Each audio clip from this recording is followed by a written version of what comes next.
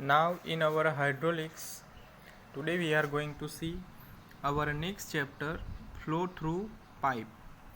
So very most important chapter. So now before we going to see our next chapter, in a previous video we saw our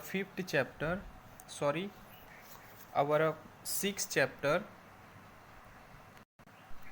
hydraulic constant. So in that chapter we saw first of all introduction, then after we saw classification of orifice, then flow through orifice, then hydraulic coefficient.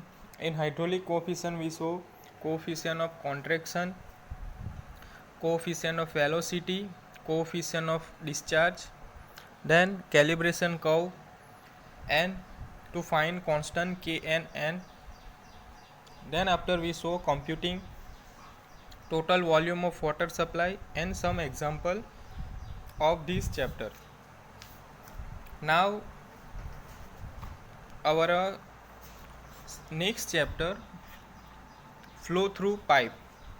So first of all some content are included in this chapter. So first of all introduction, second characteristic of flow through pipe, pipe દ્વારા વહેતા પ્રવાહની લાક્ષણિકતા, પાઇપમાં થતો શીર્ષવય, loss of head in pipe, most important theory, ઘર્ષણને કારણે થતો મુખ્ય વય, મેજર લોસ, ગૌણ વય यानी કે minor loss, and specimen examples. Then hydraulic ઢાળ રેખા અને કુલ શક્તિ રેખા, it is hydraulic gradient line and total energy line. Hydraulic ઢાળ રેખા, હાઇડ્રોલિક ग्रेडियंट लाइन, कुल शक्ति रेखा, टोटल एनर्जी लाइन. हाइड्रोलिक ढाल रेखा और कुल शक्ति रेखा तफावत, difference between HGL and TEL. विविध जगह HGL और TEL में थतो फेरफार एटले के changes in HGL and TEL at various locations. Hydraulic ढाल रेखा और कुल शक्ति रेखा प्लॉट करवी एटले के प्लॉटिंग HGL एंड TEL. પાઇપની સાઇઝ નિર્ણિત કરવી એટલે કે determination of size of pipe. તો ફર્સ્ટ ઇઝ વ્યાસ શોધવા વપરાતા સૂત્ર, equation used for determining diameter of pipe. નોમોગ્રામનો ઉપયોગ, યુઝ ઓફ નોમોગ્રામ. જળાશયની ઊંચાઈ શોધવાની રીત, determination of height of reservoir. Compound pipe અને ઇક્વિવેલન્ટ પાઇપ. સમાંતર પાઇપ યાની કે પેરેલલ પાઇપ. જળાશયની ઊંડાઈ શોધવાના પદ, determination of height of reservoir. ગણતરી કરેલ અગત્યના દાખલા, ઇમ્પોર્ટન્ટ વર્ક એક્ઝામ્પલ. એન્ડ અગત્યના મુદ્દા, importance point to be remember. And some exercise. So first of all introduction. તો પાઇપ એ ગોળાકાર આછેરવાળી નળી જે વાયુ, પ્રવાહી અને પાણી વગેરે જેવા પદાર્થ એક સ્થળેથી બીજા સ્થળે લઈ જાય છે. બરાબર છે. Function of pipe. પાઇપનું કાર્ય શું છે કે જે વાયુ, પ્રવાહી અથવા તો પાણીને એક સ્થળથી બીજા સ્થળે લઈ જાય છે. એટલે શું થાય છે? પ્રવાહીનું સ્થળાંતર કરવામાં મદદરૂપ બને છે. સો સામાન્ય રીતે પાણી પુરવઠામાં વપરાતી ગેલ્વેનાઇઝ પાઇપ દબાણ હેઠળ પ્રવાહનો નિકાસ કરે છે, જ્યારે ગટર વ્યવસ્થા પદ્ધતિ રસ્તા આડે આવેલ સ્લેબ, કલવર્ટ વગેરેમાં વપરાતી પાઇપ દબાણ હેઠળ વહેતી નથી. બરાબર છે. કે સપોઝ કોઈ કેનાલમાંથી અથવા તો કોઈ રિવરમાંથી પાણી સપ્લાય થશે પાઇપ થ્રુ પમ્પિંગથી, તો એ પ્રવાહી કઈ રીતે વહેશે? By using pressure. પ્રેશર દ્વારા એ જશે. બટ જ્યારે આ ડ્રેનેજ સિસ્ટમ હોય છે, બરાબર છે, નગરપાલિકા સિસ્ટમમાં કેવું હોય છે, જે ગટર છે, ડ્રેનેજ છે, એમાં પ્રવાહી છે ને આપમેળે વહેશે, એમાં કોઈ પ્રેશર આવતું નથી. બરાબર. સેલ્ફ પ્રેશર આવશે પ્રવાહીનું, કારણ કે પાણીનો પૂરેપૂરો આછેર પાણીથી ભરેલો હોતો નથી. બરાબર છે. એમાં જે ક્રોસ સેક્શન છે, બરાબર, કે સપોઝ આ રીતેની આપણી કોઈ ગટર લાઈન છે, એમાં આ રીતે પ્રવાહી ફૂલ વહે છે. એટ ધ ટાઈમ આ જે પાઇપનો ક્રોસ સેક્શન છે એટલો ફૂલ્લી ભરેલો હોતો નથી. બરાબર છે. તો વધુમાં ગરનાળા વિવિધમાં વપરાતી પાઇપ હવાના દબાણવાળા સંપર્કમાં હોય છે, એટલે કે એટમોસ્ફિયરિક પ્રેશરથી જ વહે છે. આથી આવી પાઇપને નોન પ્રેશર પાઇપ કહેવાય છે, જ્યારે પાણી પુરવઠા માટે વપરાતી પાઇપ પ્રેશર પાઇપ કહેવાય છે. તો સામાન્ય રીતે પાણી પુરવઠામાં વપરાતી પાઇપ એક સમાન વ્યાસ ધરાવતી જરૂરી લંબાઈમાં હોય છે. તેમાં જરૂરિયાત અનુસાર વિવિધ પ્રકારના પાઇપ ફિટિંગ કરેલા, જેવા કે કપલિંગ, રિડ્યુસર, એલ્બો, બેન્ડ તેમજ પ્રવાહ નિયંત્રણ માટે વાલ્વ અને જંકશન વપરાય છે. બરાબર છે. જે પાણી પુરવઠામાં પાઇપલાઇન યુઝ થશે તો એ પાઇપલાઇનમાં અલગ અલગ ફિટિંગ યુઝ થશે. તો કેવા છે? એમાં કપલિંગ યુઝ થશે, રિડ્યુસર, એલ્બો, બેન્ડ. બરાબર. એ શેના માટે યુઝ થશે? પ્રવાહના નિયંત્રણ માટે. જે પાઇપમાં પ્રવાહ વહે છે એના નિયંત્રણ માટે યુઝ થાય છે જંકશન પાસે. આ ઉપરાંત મુખ્ય જળાશયમાંથી પાઇપ દ્વારા પાણીનું વિતરણ પાઇપ નેટવર્ક દ્વારા થાય છે. બરાબર છે. મુખ્ય જળાશયમાં રિઝર્વાયરમાં માંથી પાઇપ દ્વારા પાણીનું વિતરણ શેનાથી થાય છે? પાઇપનું નેટવર્ક. બરાબર છે. અલગ અલગ પાઇપના નેટવર્ક ફોર્મ થઈને પ્રવાહનું વિતરણ થાય છે. આથી પ્રવાહમાં વહેતા પ્રવાહના શીર્ષમાં થતી ઘટને કારણે પ્રવાહ ઓછો થઈ શકે. આ ઉપરાંત શીર્ષ વ્યય નાના એવા ઘણા બધા પરિબળોને જાણવા પ્રકરણમાં પ્રયત્ન કરીશું. બરાબર છે. તો અલગ અલગ નેટવર્કથી પાઇપ કનેક્ટ થયેલો હોય છે. એટ ધ ટાઈમ શું થશે? જ્યાં મૂળ જગ્યાએ પ્રવાહી પહોંચશે ત્યાં શું થશે? હેડલોસ થશે, શીર્ષ વ્યય થશે. બરાબર છે. તો એ શીર્ષ વ્યય કઈ રીતે થશે તે આપણે ચેપ્ટરમાં જોઈશું. પાઇપ દ્વારા વહેતા પ્રવાહની લાક્ષણિકતા. ફર્સ્ટ ઓફ ઓલ, તો characteristic of flow through pipe. તો જ્યારે પ્રવાહી પાઇપમાં વહે છે ત્યારે તેમાં વહેણની સાથે જ તેના વેગને અસર કરતા પરિબળો ઊભા થાય છે. બરાબર છે. કે જ્યારે પ્રવાહી પાઇપમાં વહે છે ત્યારે વહેણની સાથે શું થાય છે? તેની વેલોસિટીમાં અસર કરે છે. અમુક પરિબળો વેગને અવરોધે છે અથવા તો ઊભા કરે છે. આ અવરોધ પાઇપની અંદરની સપાટી અને સંપર્કમાં આવતા પ્રવાહી વચ્ચે ઘર્ષણ થવાથી શીર્ષ વ્યય થાય છે. બરાબર છે. કે પાઇપની ઇન્ટરનલ સપાટી, બરાબર, ત્યાં શું થશે? પ્રવાહીના કણો અને પાઇપની ઇન્ટરનલ સપાટી ઉપર શું થશે? ઘર્ષણ થશે. એ ઘર્ષણના કારણે શું થશે? શીર્ષ વ્યય એટલે કે હેડ લોસ થશે, જેને ઘર્ષણ અવરોધ અથવા તો ફ્રિક્શનલ રેઝિસ્ટન્સ કહેવાય છે. આ ઉપરાંત પ્રવાહીના અણુઓ વચ્ચે આંતરિક અવરોધ જેવા કે વિક્ષુબ્ધ પ્રવાહ ઇન્ટરનલ રેઝિસ્ટન્સ પણ હોય છે. તો પાઇપમાં વહેતા પ્રવાહની ઉપલી સપાટી ઢાંકેલી હોય છે. આથી તેના બંને છેડે શીર્ષની કિંમત જુદી જુદી હોય છે. જેમ પ્રવાહીમાં આગળ વધે તેમ પ્રવાહીનું દબાણ ક્રમશઃ ઘટતું જાય છે. બરાબર છે. કે જેવી રીતે પાઇપમાં પ્રવાહ જેમ આગળ વધે છે તેમ પ્રવાહનું દબાણ ક્રમશઃ વધતું જાય છે. જે આકૃતિમાં દર્શાવ્યું છે.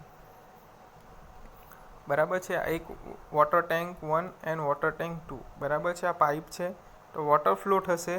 એટ ધ ટાઈમ સ્ટાર્ટિંગમાં પ્રવાહનું પ્રેશર વધારે હશે અને ક્રમશઃ પછી ઘટતું જશે. નાવ નેક્સ્ટ, પાઇપનો વ્યાસ જાણતા હોવાથી તેનું ક્ષેત્રફળ સહેલાઈથી મળે. આથી પ્રવાહની ગણતરીમાં સરળતા રહે છે. બરાબર છે. કે ડાયામીટર ખબર હોય છે આપણને પાઇપ. ઓબ્વિયસલી પાઇપનું ડાયામીટર કેવું હશે? Circular diameter. બરાબર. તો આપણને એનો એરિયા કેવી રીતના મળશે? π/4 ઇન્ટુ d². બરાબર. આ રીતે આપણને એનું એરિયા મળી જશે પાઇપનું. પાઇપમાં ઘર્ષણ વ્યય એટલે કે ફ્રિક્શન લોસ મુખ્ય સપાટી પર મુખ્ય ગણાય છે. બરાબર છે. ઘર્ષણ વ્યય ફ્રિક્શન લોસ મેઇન ગણાય છે. આ ઘર્ષણ વ્યય પાઇપની અંદરની બાજુની સપાટી પર અવલંબે છે. જૂના પાઇપમાં ઘર્ષણ વ્યય વધારે હોય છે. બરાબર છે. કેમ વધારે હશે? કારણ કે કોરોઝન થયેલું હશે, વોટરની હશે, સોલ્ટ હશે. સોલ્ટના લીધે એની ઇન્ટરનલ સપાટી કેવી હશે? કોરોઇડલ હશે. બરાબર. ખવાણ પામેલી હશે. એટ ધ ટાઈમ જ્યારે વોટર ફ્લો થશે તો શું થશે? ફ્રિક્શન વધારે હશે જૂના પાઇપની અંદર. પાઇપમાં કોઈ બે જગ્યાએ છિદ્ર એટલે કે હોલ ડ્રીલ કરી બર્નોલી સમીકરણનો ઉપયોગ કરી તેની શક્તિમાં થતો ઘટાડો શોધી શકાય છે. બરાબર છે. કે કોઈ બી પાઇપ હોય છે તો પાઇપના કોઈ પણ ક્રોસ સેક્શન આગળ આપણે શું કરવાનું? છિદ્ર, નાના બે જગ્યાએ છિદ્ર કરીશું એટલે કે હોલ. અને એટ ધ ટાઈમ આપણે બર્નૌલી ઇક્વેશનનો ઉપયોગ કરીને એમાં થતો લોસ ઓફ એનર્જી આપણે ફાઇન્ડ કરી શકીએ છીએ. નાવ પાઇપમાં વહેતા પ્રવાહનો વેગ પાઇપના કેન્દ્રમાં મહત્તમ હોય છે અને ક્રમશઃ સપાટી તરફ ઘટતો જાય છે. બરાબર છે. જ્યારે વોટર ફ્લો થશે પાઇપની અંદર એટ ધેટ ટાઈમ શું થશે કે કેન્દ્રમાં પ્રવાહ મેક્સિમમ હશે, સેન્ટરમાં પ્રવાહ મેક્સિમમ હશે અને પછી તે ધીમે ધીમે સપાટી તરફ ઘટતો જાય છે, જે આકૃતિમાં દર્શાવેલું છે. બરાબર, આકૃતિમાં તમે જોઈ શકો છો. આથી સરેરાશ વેગ ગણતરીમાં લેવાય છે.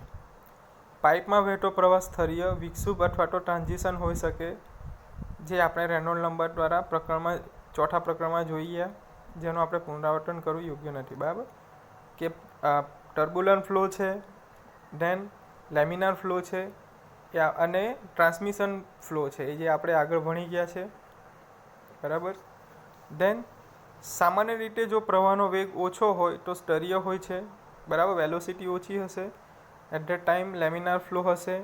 જો વેગ તીવ્ર હોય તો ટર્બ્યુલન્ટ ફ્લો થશે. જ્યારે રેનોલ્ડ નંબર 2000થી 2800 વચ્ચેનો હોય ત્યારે પાઇપમાં વહેતો પ્રવાહ ટ્રાન્ઝિશન કહેવાય, જે સંપૂર્ણપણે ન તો સ્તરીય હોય ન તો વિક્ષુપ હોય. સો ઉપરના ત્રણેય પ્રકાર માટે વેગ અને દબાણ વચ્ચેનો ગ્રાફ આપણે આકૃતિમાં દર્શાવેલ છે. આ માટે ઘર્ષણ અવરોધને સહન કરતા સ્તરીય પ્રવાહ અને વિક્ષુપ પ્રવાહ વચ્ચેનો મુખ્ય તફાવત નીચે દર્શાવેલા ટેબલ પ્રમાણે જાણી શકાય છે. તો first of all laminar flow અને વિક્ષુપ ફ્લો બે વચ્ચેનો ડિફરન્સ શું છે? તો સ્તરીય પ્રવાહ અને વિક્ષુપ પ્રવાહ, તો FR proportional to V. FR શું છે? Frictional resistance is proportional to direct velocity. So FR is proportional to V/n. બરાબર, જ્યાં વીનું વેલ્યુ કેટલું હોઈ શકે? 1.72, 1.85 ટુ 2 રેનોલ્ડ નંબર પર આધાર રાખે છે.